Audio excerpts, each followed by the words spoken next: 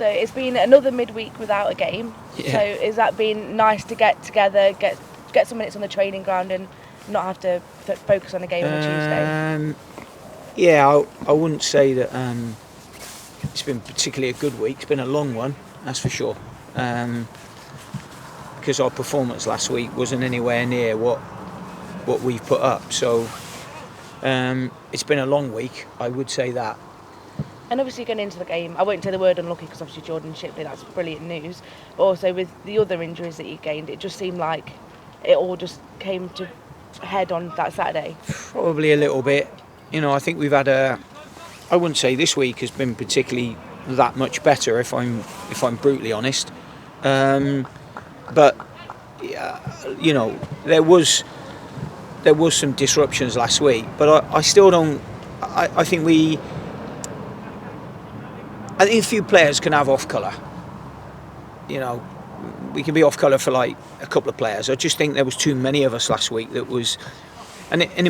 Importantly, it was the basics of the game that let us down really last week. So I know that we had all those issues last week, and had a few this week, but I still think we could have performed better than we did. So that's. Last week was last week, and I think there were a few reasons, but I don't know if they were valid excuses, if you know what I mean. And on a positive note, Julian DaCosta and Aidan O'Brien got some minutes for the first time in a while. Yeah, well, it has been in a while. So, those two lads, it was nice to get them back out on the field, and we'll wait and see how they are for the weekend, really. And Elliot Bennett again getting another full 90 minutes. He seems to really getting back into it now.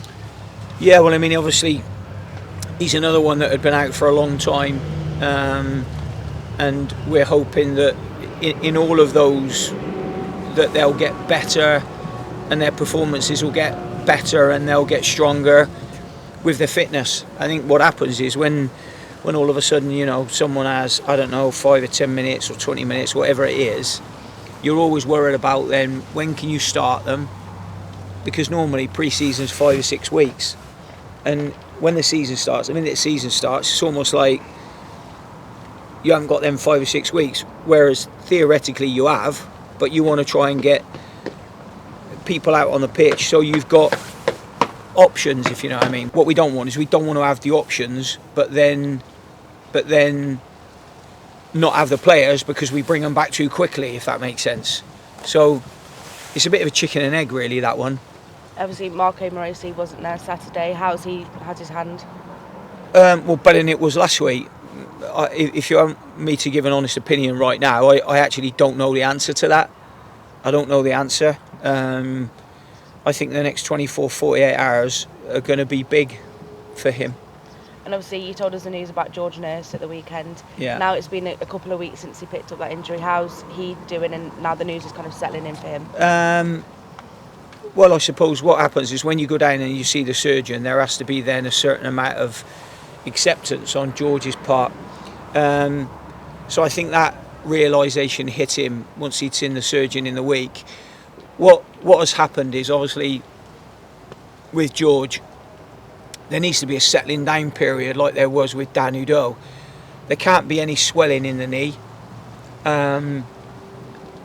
before the operation, because that will have a knock-on effect further on down the line. What could be a 12-month recovery period could end up being 18 months if you go in there and you operate too early. So it's too early to operate on George at this moment in time. His will be penciled in probably for the last week of this month, something like that, to which case by then his knee perhaps would have settled down enough. On the positive side of it, Dan Udoh went back this week to see the surgeon, and he was absolutely delighted with where Dan is. It won't speed up his recovery, but other than to say, normally they would go back after a 6-week appointment, and he doesn't need to see Dan after 6 weeks. So that's a real bonus. It doesn't help us this season, but you know, we're looking for a couple of positives on those boys, so that's a positive for Dan. And George is doing really, really well. He's got to get some mobility back in his knee and the swelling down, as we've said before the operation, and he's doing really, really well. But he still gets a bit of swelling at the moment, and that one's just, it's almost like it feels as though you're wasting a month,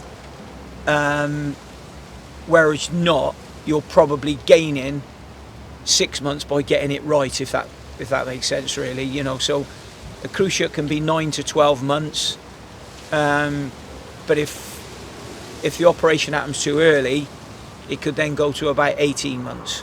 So the month you're losing here, you're hoping you're gaining the end of the 12 months, really. And it's so desperately unlucky to have two players do their ACLs in such a short space of time. But is it? I know people have said it can be isolating because you're out of the squad. You know, but they've kind of got each other and they know what each other's going through. No, I know where you're coming from with that. And I suppose if you were Dan or if you were George,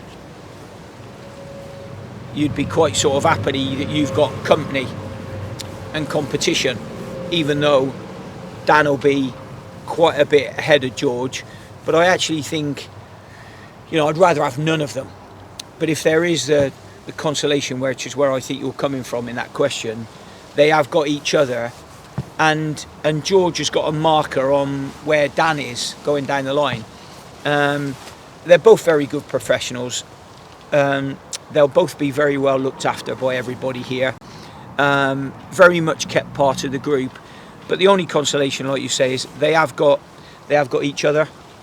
I guess that's the thing that George can say, you know, what to expect. I know you've done your ACLs as well, but just what to expect, because if it's the complete unknown, it's that, well, what's the swelling, what does this mean, what does this mean, kind of thing. Yeah, I mean, you know, it's very difficult because people rehabilitate very, very differently. So necessarily, if Dan ends up flying through and George has a few hiccups, or George ends up flying through and Dan has a few hiccups, it's nothing to take too hard. It's nothing to get disheartened about, because we all heal differently, and I think I absolutely think they'll be fine. I've seen the work it's amazing really how much work George has done now before he goes in, which is the same as what Dan had done. So if it all goes as well as Dan's, then that'll be good news for those two, and good news for the football club for next year. And then just finally now looking ahead to MK Dons back at home on Saturday as well. No, looking forward to that game. I think that it's certainly a game that, you know, we wouldn't have minded. Perhaps I say a midweek game. I don't know whether that would have helped us injury wise and all of that business, but we're looking forward to another game and try to get the one out of our system from last weekend, really.